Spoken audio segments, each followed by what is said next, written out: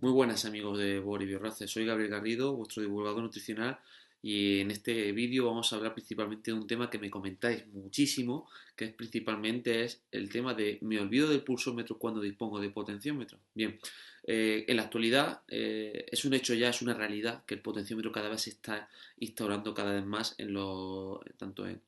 a nivel profesional, que está ampliamente evidenciado, como sobre todo a nivel de cicloturismo. Principalmente nos vamos a encontrar que el pulsómetro de toda la vida se ha utilizado para registrar la frecuencia cardíaca. Como sabéis, esa frecuencia cardíaca puede utilizarse para establecer zonas de trabajo, pero sí es cierto que con esa llegada de los potenciómetros, la sistemática de medición, la sistemática de control del entrenamiento, ha conseguido ser mucho más precisa.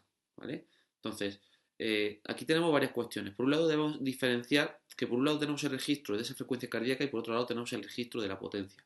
Para que entendáis, la potencia sería un registro de carga externa, es decir, es un registro objetivo de la carga que manejamos. Pongo siempre el mismo ejemplo para que lo entendáis. Cuando vamos al trabajo de gimnasio, trabajo de fuerza, ¿vale? Siempre se trabaja por kilos o tradicionalmente se ha trabajado por peso. Entonces, el peso en sí podría ser una medida de carga externa, es decir, si tú levantas una barra de 80 kilos, son 80 kilos, no hay duda, o sea, la levantas a 80 kilos, luego podemos entrar en otros detalles como qué velocidad se levanta esa barra, que sería interesante, y por el otro lado teníamos la carga interna, que sería la frecuencia cardíaca. Pues bien, el hecho objetivo es que tú cuando pedaleas vas a registrar unos vatios. Esos vatios son objetivos, es decir, si le mueves tantos vatios, mueves tantos vatios. Es así, mecánicamente produces eso. Pero aquí ya nos encontramos con uno de los problemas de la frecuencia cardíaca y es que se ve muy evidenciada o se ve principalmente muy alterada por otros mecanismos como el estrés, la temperatura, ansiedad, la presencia de patologías, el uso de fármacos y otros factores.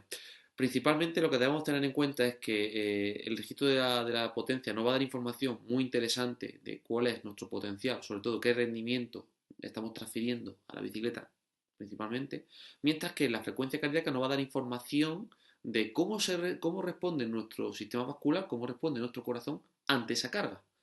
Entonces, lo que no podemos optar en este vídeo es por olvidar la frecuencia cardíaca cuando utilizamos potencia. Se va a trabajar principalmente por vatios, pero a la misma vez se va a monitorizar todos esos datos de frecuencia cardíaca. Por otro lado, también no hay que olvidarse que aparte de esos datos que recogemos de potencia, junto con esa frecuencia cardíaca, vamos a poder obtener valores que van a ser muy interesantes. La relación vatio-pulso, que se puede determinar a través del desacople aeróbico, por ejemplo, entre otros factores. Se puede determinar también otras métricas, principalmente a través de charts específicos, como pueden haber en determinados programas.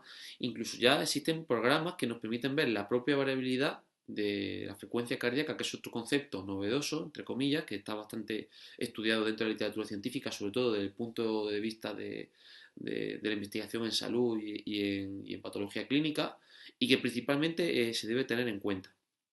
Esto no quiere decir, por lo tanto, que toda esta información que hemos comentado, de que tengas que dejar de usar el pulsómetro, es más, como consejo personal, y viendo también ya todo el registro de datos que se está produciendo y toda la transmisión de conocimiento que se está dando a través de la literatura científica, el consejo principal sería que cuando entrenes con potenciómetros, lleves siempre tu banda de pulsómetro, registres tu frecuencia cardíaca, registres las variaciones de pulso, contextualices toda esa información y a través de ella puedas trabajar de una manera más sistemática, individualizada y sobre todo de una manera más científica.